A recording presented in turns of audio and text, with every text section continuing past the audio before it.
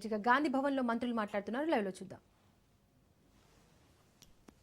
మనం రాష్ట్ర ప్రభుత్వం ఏం చేయాలి అంటే నదీ పరివాహక ప్రాంతం ఎంతైతే ఉంటే అంటే జాతీయ కానీ అంతర్జాతీయ నీటి సూత్రాల పథకాల ప్రకారం పరివాహక ప్రాంతం ఎంత ఉంటే అంత వాటర్ అలొకేషన్ అవ్వాలి. అది సహజ నీటి ఒప్పందాలు ఉన్నాయి హెల్సింకి ఒప్పందం నుంచి. దాన్ని పక్కన పెట్టి సెన్స్లెస్గా మాకు 290 టీమ్స్ మేము వాడుకుంటాం, 511 టీమ్స్ మీరు వాడుకోండి అని 10 సంవత్సరాల పాటు ఇచ్చింది కదా. అంటే లేని హక్కును మీరు ఆంధ్ర వాళ్లకు కల్పించే కార్యక్రమం చేసిండ్రు.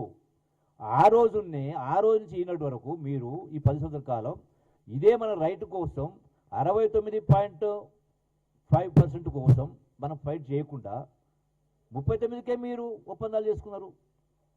వీళ్ళు వాడుకోవడానికి వాళ్ళు హక్కు ఇచ్చింది మీరు. అంటే you have created circumstantial evidence. Andhra వాళ్ళ ఒక సాక్ష్యం కింద మీరు చూపించే కార్యక్రమం చేశారు. దానికి తోడు మీరు అది రెండవది ఇంకో తప్పిదం చేశారు.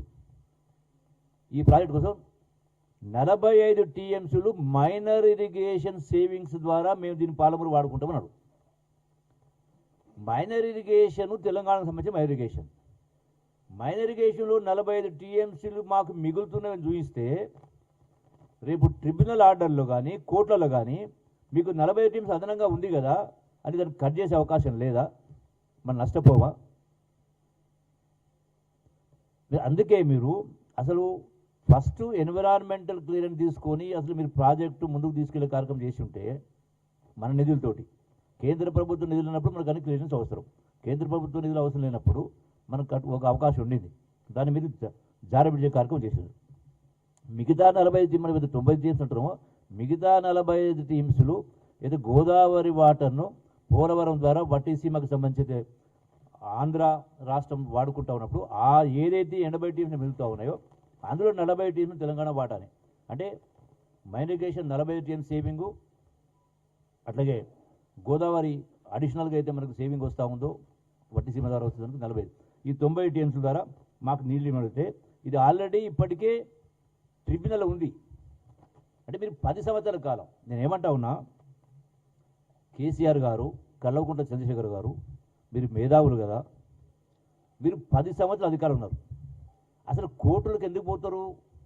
ప్రభుత్వాలు చేయనప్పుడు. ప్రభుత్వాలకు న్యాయం చేసేటువంటి బాధ్యత ఉంది, అధికారం ఉంది. కేంద్ర ప్రభుత్వాలకు రాష్ట్రాల సమస్యలు వచ్చినప్పుడు ఏది న్యాయమో ఏది అన్యాయం అనుకున్నప్పుడు కేంద్ర ప్రభుత్వాలకు ఆ నిర్ణయాధికారం ఉంది, చట్టాలు చేసే అధికారం ఉంది. రాజ్యాంగాన్ని ఇప్పటికి 120 సార్లు మార్చుకున్నాం. మరి మీకు ఎప్పుడైతే పార్లమెంట్లో విభజన చట్టంలో ఎన్ బ్లాక్గా 811 టీమ్స్ ఇచ్చినప్పుడు తెలంగాణలో కృష్ణా నది పరివాహక ప్రాంతం 69.5 ఉన్నప్పుడు మరి ఆ ప్రకారం మీరు ఎందుకు ఆ యొక్క హక్కుల్ని మీరు బీజేపీ ప్రభుత్వం వాడుకోలేదు? మీరు బీజేపీ బీఆర్ఎస్ రెండు కలిసి అంటగాగినాయి కదా, అందులో భాగంగానే కదా మీరు నోట్ల రద్దుకు సపోర్ట్ చేసిండ్రు, జిఎస్టీకి సపోర్ట్ చేసిండ్రు, ప్రెసిడెంట్ ఆఫ్ ఇండియా ఎలక్షన్కి బీజేపీ సపోర్ట్ చేసిండ్రు, వైస్ ప్రెసిడెంట్ ఆఫ్ ఇండియా ఎలక్షన్లో బీజేపీ సపోర్ట్ చేసిండ్రు. అంటే అడుగడుగున ప్రతి సందర్భంలో మీరు బీజేపీ సపోర్ట్ చేసినప్పుడు మరి ఎందుకు మీరు ఈ హక్కును మనం కేంద్ర ప్రభుత్వం దీన్ని చట్టాలు సవరించి మనకు హక్కు ఇవ్వలేదు? ఏ ట్రిబ్యునల్స్ ఏర్పాటు చేసింది కేంద్ర ప్రభుత్వమే కదా. కేంద్ర ప్రభుత్వం ఏ ట్రిబ్యునల్ ఏర్పాటు చేయొచ్చు, రద్దు కూడా చేయొచ్చు. అంటే పార్లమెంటుకు హక్కు ఉంది, అధికారం ఉంది, అయినా మీరు ఎందుకు వద్దని మరి చేయించుకోలేకపోయినారు?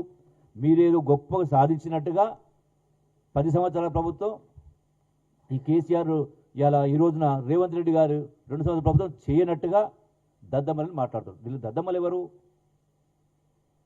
మీదే మీ వైఫల్యం స్పష్టంగా కొట్టొచ్చినట్టుగా కనపడతా ఉంది. మీరు, మీ అల్లుడు గారు, ముఖ్యమంత్రి గారు ఇరిగేషన్, రెండో పర్యాయం 2 మీరే. రెండవది మరి 2018 నుంచి 23 దాకా కూడా అటు ఆంధ్రలో జగన్ ప్రభుత్వం ఉన్నది. మీరే మాట్లాడిండ్రు కదా రాయలసీమ రతనాలసీమ చేస్తామని, స్పష్టంగా నీళ్లు వాడుకోవచ్చని, గోదావరి నీళ్ళు మీరు వాడుకోవచ్చని మాట్లాడిండ్రు కదా. అప్పుడు మరి కేంద్ర ప్రభుత్వం అప్పటిదాకా కూడా 2023 దాకా మీరు సపోర్ట్ చేసుకుంటూ వచ్చింది కదా. అంటే మీకు బీజేపీకి సఖ్యత ఉండి కూడా మీరు చేయలే.